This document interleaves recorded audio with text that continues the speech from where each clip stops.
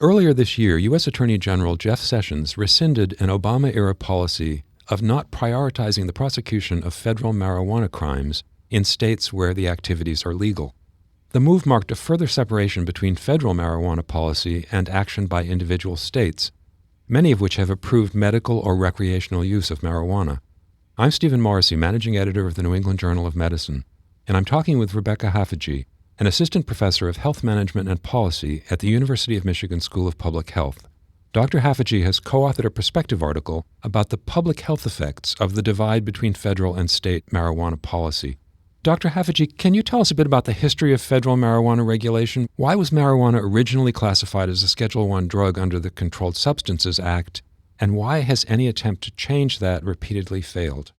The federal government originally designated marijuana as a Schedule I substance when the Controlled Substances Act passed in 1970. This designation was made because it was felt that there wasn't enough information about the potential medical benefits of marijuana, and it was known to be a drug that had the potential for abuse at the time. And so the Schedule I status seemed to be the more conservative approach to try to make sure that the drug was appropriately designated and didn't get used medically in ways that we didn't know it was effective. Why did Sessions decide to reverse the Obama administration's guidance about the prosecution of federal marijuana crimes? Was he relying on legal arguments or health-related issues? Sessions essentially decided to reverse. We don't know the exact reasons why he did this, particularly because it seemed to be inconsistent with what Trump had said when he was campaigning for president, and he had said that he was going to respect states' rights in this regard. I think that Sessions essentially felt that because the drug was a Schedule I status deemed to be, have the potential for abuse and no currently accepted medical use, because that status had been challenged over time across the various branches of federal government and never overturned, that it wasn't perhaps the place of the Attorney General to be making those determinations, and that the prosecutors should feel that it was within their toolkit to be able to prosecute these crimes. And then at the state level, what's prompted individual states to approve medical or recreational marijuana, and how have the debates played out in those states? Yeah, so most of the states, now we have 31 that have approved medical marijuana. Oklahoma just did, and also the District of Columbia. We have 9 that have approved recreational marijuana. We have at least 9 more that are considering approving one form of these this year. So it's certainly a majority of states, and the momentum is only building. Generally, these have been approved by ballot initiatives, although some have been legislative bills. So that gives us a sense that it's the voters, actually, that are collecting signatures and wanting to vote to legalize marijuana use in some way, shape, or form. And then states generally have taken that legislation and then codified it in the sense of that they have approved certain qualifying conditions. And those conditions have increased over time as well. States are constantly adding to the qualifying conditions for medical use, at least, as to why you can have a license to use marijuana medically. So it seems that it's been kind of a trend consistent with public opinion, which also now 60% of the public supports legalization in some form. That's up threefold from 1970.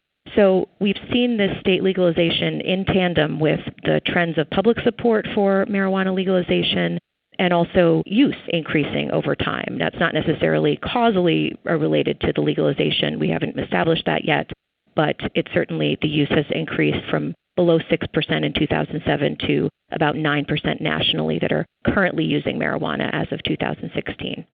Has the opioid epidemic had any effect on those discussions? It's interesting you ask that. Certainly, there have been some studies, several now, that have come out. They're generally more ecological in design, but that have suggested that when marijuana is liberalized, both the recreational laws and the medical laws, legalization laws, that opioid use has declined, and specific to, in some instances, conditions for which marijuana could act as a therapeutic substitute. So we have some evidence that that might be happening. There are other surveys of specific populations of marijuana users, and those really go both ways. So some suggest that people might be substituting. Some suggest that when marijuana becomes legal, people actually just supplement and use that on top of the opioids that they might have been previously using.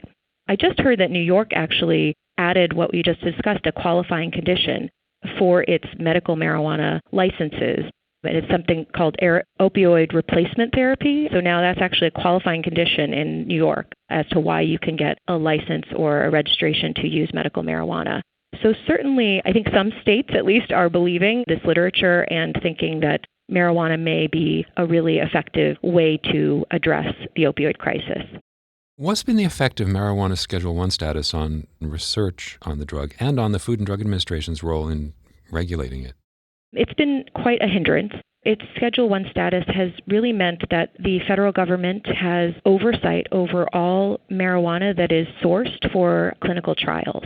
And it was only sourced from a single farm, I believe, in Alabama, and now they have a couple of different sites. But it's really hindered research because you can't get approval to do a study and get federal funding to do that study if you're not using that marijuana that is federally sourced. There has been discussion that marijuana that is federally sourced also is not equivalent to a lot of the products that are on the market. For example, a lot of the products that are sold in states where it's legal have higher potency or THC content. So there's both this issue of federal funding and getting the marijuana to do the studies, but also the question of, are these studies actually representative of the types of marijuana that are actually on the market now? So it's been a big hindrance, and a lot of this is deriving from the Schedule I status. So that's been a problem. As of now, the Food and Drug Administration has sort of taken a back seat in regulating marijuana and is only considering for approval those specific products that have submitted a new drug application. Now it has approved a handful of drugs, mostly synthetics, that are not derived from the actual marijuana plant, but synthetic compounds, the THC compound specifically. Now they just approved also Epidiolex, which is a cannabidiol compound actually extracted from the marijuana plant. So it's highly purified, but that is the first plant-based marijuana product that has been approved by the FDA. Once that happens, the DEA considers whether those substances should be rescheduled also, and that's a separate process. But as it stands, FDA, unlike tobacco, for example, it does not have any overall jurisdiction over marijuana. And because of the scheduling status, it really has been the DEA that has been the gatekeeper as to marijuana and its use and having it be illegal under federal law. So, and that is related to this scheduling status and the restriction on the supply of marijuana for clinical trials and federal funding. All of that hampers the pipeline of products that will go up to the FDA and be submitted for a new drug application. So that's all kind of slowed research and hindered how much we could even be studying and also approving under the FDA. Finally, given the 60% of the population that seems to be in favor, given the number of states that have made medical or recreational marijuana legal, what do you think the possibility is of rescheduling marijuana or removing it from the Controlled Substances Act altogether? Is there any path for that kind of legislation in Congress? There have been a number of bills that have proposed both of those things, rescheduling and descheduling over time. None has passed, but they continue to be introduced on a pretty much an annual basis. There is legislation pending right now that Senator Warren has introduced to try to essentially codify what our regulatory system was under Obama. So that Cole memorandum that essentially said that the federal government was going to deprioritize criminal prosecution of marijuana crimes in states where those activities are legal. So that would be more permanent than the Attorney General memorandum, which, as we've just seen, can be overturned and was by Sessions. So that would get us partway. But I think that a more permanent solution would involve some form of rescheduling or perhaps descheduling marijuana altogether.